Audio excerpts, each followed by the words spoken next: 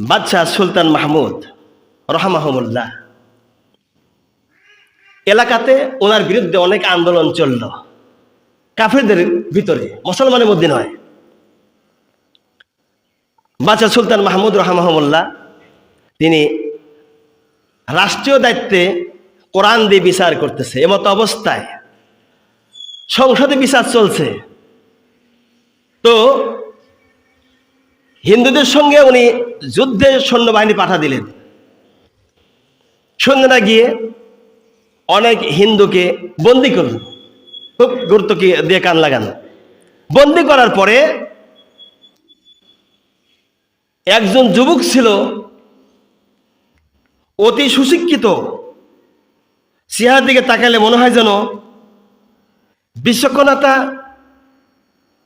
চৌকস যুবক হবে। তিনি তাকে বেছে বের করলেন, আল্লাহর কালাম শিক্ষা দিলেন। কার কালাম?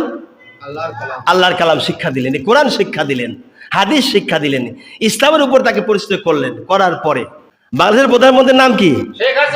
জননেত্রী শেখ হাসিনা। এইটা বলেন, খালি শেখ হাসিনা করলে খেপে যাবে না, আবার জেলখানা জ্বালাবে কিন্তু। সুতরাং এইরকম একজন প্রধানমন্ত্রীর যে পাওয়ার, এর পাওয়ারের চাইতেও বেশি পাওয়ার দিলেন, সুপার পাওয়ার দিলেন, রাষ্ট্রীয় পাওয়ার দিলেন আল্লামা সুলতান মাহমুদ রহমাহুমুল্লাহ। কিরকম দিলেন? ইবাদত বন্দেগী, কোরআন হাদিস শিক্ষা দিয়ে তরুণ যুবককে গড়ে তুললেন, নাম দিলেন আল্লাহর বান্দা আব্দুল্লাহ।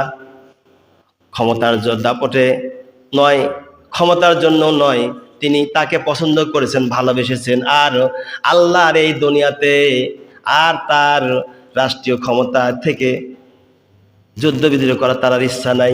আল্লাহ ভোলা হয়ে গেছে মুসলমান, এমন প্রেমিক, আল্লাহ প্রেমিক বান্দা হয়ে গেছে, প্রেমিকের কারণে সব কিছু ভুলে গিয়েছেন।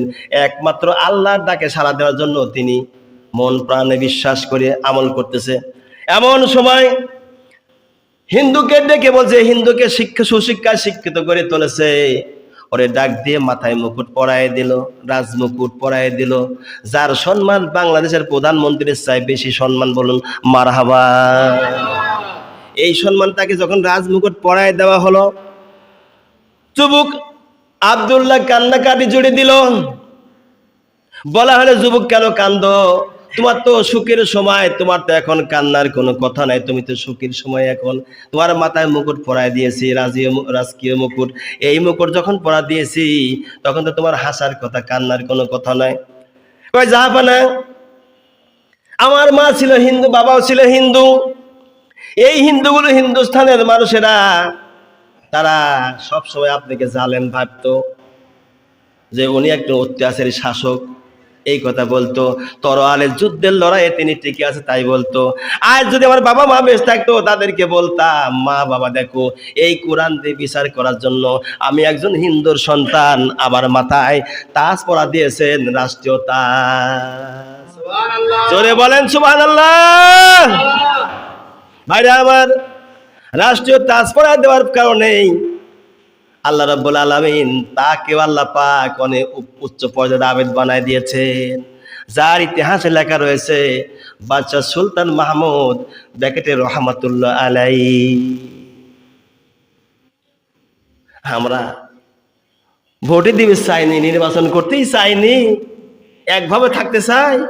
আর উনি রাষ্ট্রীয় ক্ষমতা থেকে মাথার তাজ দিয়ে বললেন, বৎস তুমি এই আসনে বসো, আমি আর এই আসন চাই না।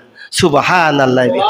এরই নাম ইসলাম, এর নাম ত্যাগ, এর নাম মুমিনের কাজ। কথা বলেন না কেন?